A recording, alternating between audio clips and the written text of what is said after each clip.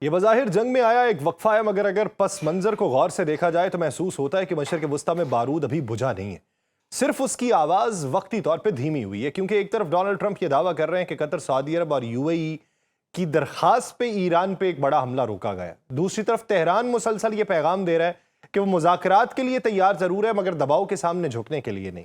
یہی وجہ ہے کہ ایرانی صدر کا یہ جملہ غیر معمولی اہمیت اختیار کر چکا ہے کہ مذاکرات کا مطلب ہتھیار ڈالنا نہیں۔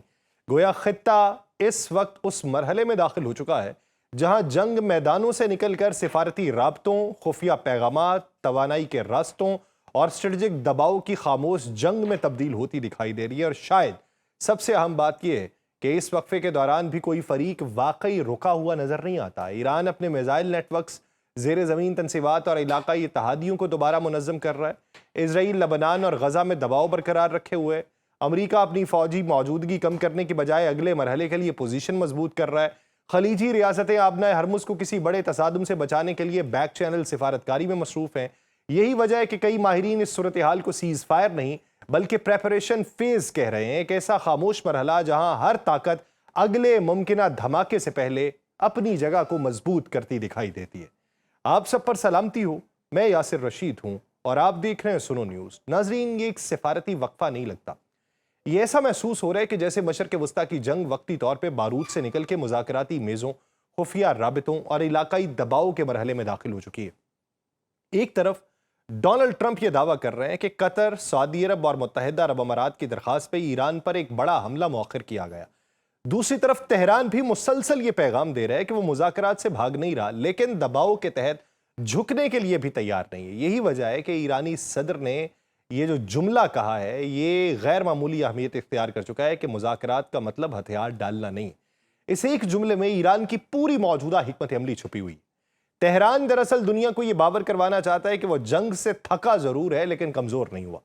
دلچسپ بات یہ ہے کہ یہی وہ مرحلہ ہے جہاں خلیجی ممالک کا کردار بھی غیر معمولی ہے۔ قطر، سعودی عرب اور یو اے بظاہر مختلف بلاکس میں نظر آتے ہیں، مگر اس بحران میں تینوں کی ایک مشترکہ تشویش سامنے آئی ہے: آبنائے ہرمز۔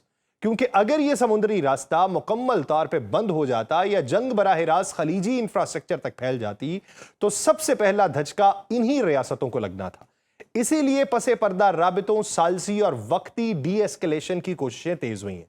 یہی وہ دباؤ ہے جس کے بعد امریکی موقف میں وقتی طور پہ نرمی دیکھی گئی، لیکن اس نرمی کو کمزوری سمجھنا بھی شاید جلد بازی ہے۔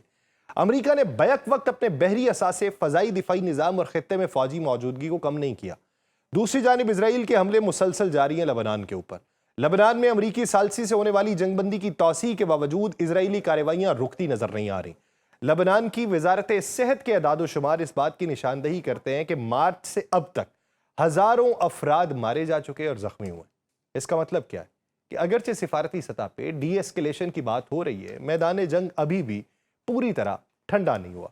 غزہ کی صورتحال بھی اسی تضاد کی عکاسی کرتی ہے۔ ایک طرف انسانی امداد کی باتیں ہو رہی ہیں، دوسری طرف اسرائیلی فورسز کی جانب سے غزہ امدادی فلوٹیلا کی کشتیوں کو روکنے اور بین الاقوامی پانیوں میں قبضے کی اطلاعات سامنے آ رہی ہیں۔ اس سے یہ تاثر مضبوط ہو رہا ہے کہ اسرائیل اپنی سیکیورٹی پالیسی میں کسی بڑے اسٹریٹجک دباؤ کو قبول کرنے کے لیے تیار نہیں، چاہے عالمی تنقید کتنی کیوں نہ بڑھتی رہے۔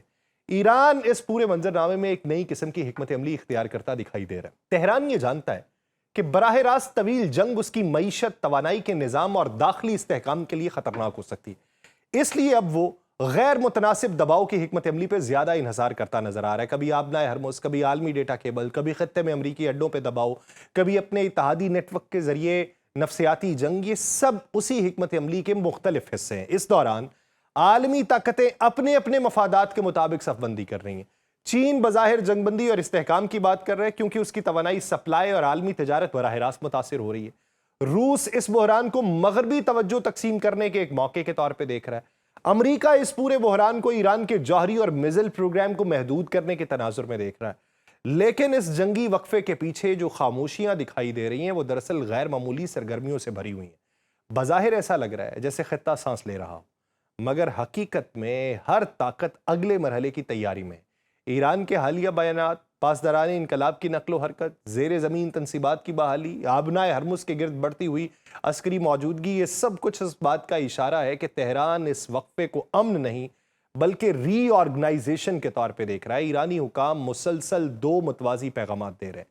ایک پیغام سفارتی دنیا کے لیے جہاں ایرانی صدر مسعود پزشکیان اور ایرانی وزیر خارجہ عباس عراقچی مذاکرات وقار اور قومی حقوق کی بات کر رہے ہیں۔ دوسرا پیغام عسکری حلقوں کے لیے جہاں ایران واضح کر رہا ہے کہ جنگ بندی یا مذاکرات کا مطلب دفاعی تیاریوں میں کمی نہیں ہے۔ یہی وجہ ہے کہ ایرانی میڈیا اور عسکری شخصیات بار بار یہ دعویٰ دہرا رہی ہیں کہ ایران نے اپنے میزائل انفراسٹرکچر کا بڑا حصہ دوبارہ فعال کر لیا ہے۔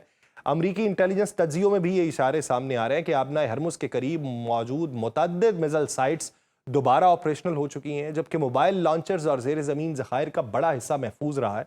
یہ صرف عسکری بحالی نہیں، یہ نفسیات کی جنگ ہے۔ ایران یہ جانتا ہے کہ اگر وہ دنیا کو یہ باور کروا دے کہ شدید بمباری کے باوجود اس کی اسٹرائک صلاحیت مکمل طور پہ ختم نہیں ہوئی، تو یہی اس کی سب سے بڑی اسٹرائک کامیابی ہوگی۔ اسی لیے تہران اب مزاحمت باقی ہے کا تاثر پیدا کر رہا ہے۔ اس وقفے کے دوران ایران نے اپنے اتحادیوں اور غیر روایتی نیٹ ورکس کو بھی متحرک رکھا ہوا ہے۔ عراق، شام، لبنان، بحیرہ احمر کے گرد سرگرمیوں میں مکمل خاموشی نہیں آئی۔ اسرائیل بھی اسی خدشے کے تحت مسلسل لبنان اور غزہ میں کارروائیاں کر رہا ہے، کیونکہ تل ابیب کو خوف یہ ہے کہ اگر ایران کو دوبارہ منظم ہونے کا وقت مل گیا تو اگلا مرحلہ پہلے سے زیادہ پیچیدہ ہوگا۔ تو یہاں ایک اور پہلو ہے، وہ ہے سپائلرز کا۔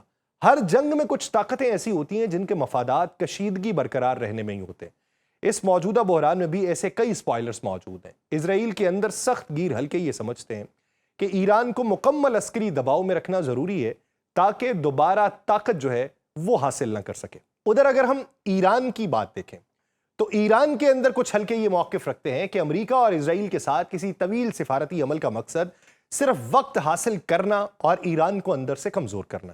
دوسری طرف ہم عالمی اسلحہ مارکیٹ کو دیکھیں، توانائی کی سیاست کو دیکھیں، بڑی طاقتوں کی جیو پولیٹیکل رقابتیں دیکھیں، وہ بھی اس بحران کو طول دینے والے عوامل بن چکی ہیں۔ روس کو تیل کی قیمتوں میں اضافے اور مغربی توجہ کی تقسیم سے فائدہ پہنچ رہا ہے۔ چین بظاہر امن کی بات کر رہا ہے، مگر وہ بھی اس صورتحال کو امریکہ پر سفارتی دباؤ کے ایک موقع کے طور پہ استعمال کر رہا ہے۔ امریکہ خود اندرونی سیاسی دباؤ، مہنگائی، توانائی کی قیمتیں اور آنے والے انتخابی ماحول کے باعث مکمل جنگ سے گریز چاہتا ہے اور ایران کو محدود بھی رکھنا چاہتا ہے۔ اسی لیے موجودہ وقفہ دراصل ایک خاموش مرحلہ محسوس ہوتا ہے، جہاں بارود کی آوازیں کچھ کم ضرور ہوئی ہیں، مگر missile factories, drone programme, intelligence network, سفارتی بیک چینلز یہ پہلے سے زیادہ سرگرم ہے۔ اور ایران اب صرف روایتی جنگ نہیں لڑ رہا، وہ یہ دکھانے کی کوشش کر رہا ہے کہ اگر اس پر دباؤ بڑھا تو وہ آبنائے ہرمز، توانائی سپلائی، ڈیجیٹل انفراسٹرکچر اور خطے کے اندر جو امریکی مفادات ہیں سب کو ایک ساتھ دباؤ کے ہتھیار کے طور پہ استعمال کرے گا۔ شاید یہی وجہ ہے کہ اس جنگی وقفے کو خطے کے کئی ماہرین سیز فائر نہیں بلکہ پریپریشن فیز قرار دے رہے ہیں، ایک ایسا مرحلہ جہاں ہر فریق اگلے ممکنہ دھماکے سے پہلے اپنی پوزیشن کو مضبوط کر رہا ہو۔ تو پھر دیکھنا یہ کہ ایران اس پریپریشن فیز کے اندر اپنے آپ کو کس حد تک ری آرگنائز کر چکا ہے۔ مجھے دیجیے اجازت، اللہ نگہبان۔